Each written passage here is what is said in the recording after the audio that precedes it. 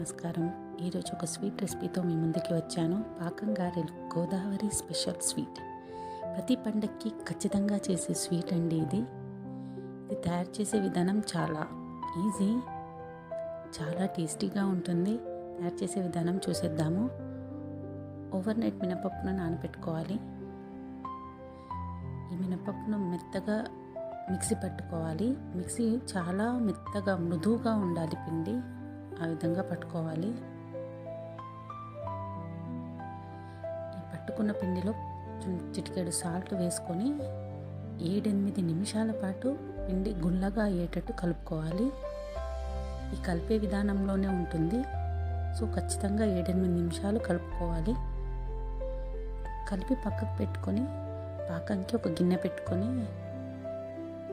3 గ్లాసుల బెల్లం తురుము తీసుకోవాలి. 1 గ్లాస్ మినప్పిండికి 3 గ్లాసుల బెల్లం తురుము, 1.5 గ్లాసు వాటర్ కలుపుకోవాలండి.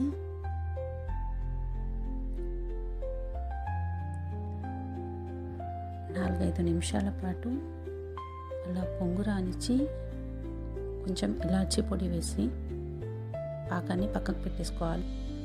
ఇప్పుడు ఒక కడాయి తీసుకొని డీప్ ఫ్రైకి సరిపడా ఆయిల్ వేసేసుకొని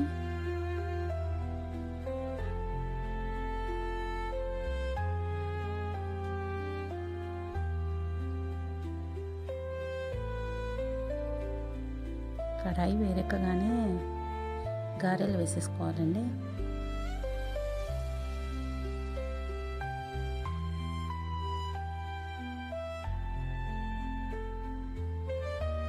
ఈ విధంగా డీప్ ఫ్రై చేసుకున్న తర్వాత కొంచెం చల్లారించుకోవాలి. ఒక 2 నిమిషాల పాటు అలా పక్కకు పెట్టేసి తీసి వాటిని పాకంలో వేసేసుకోవడమే. పాకంలో పూర్తిగా మునగాలండి.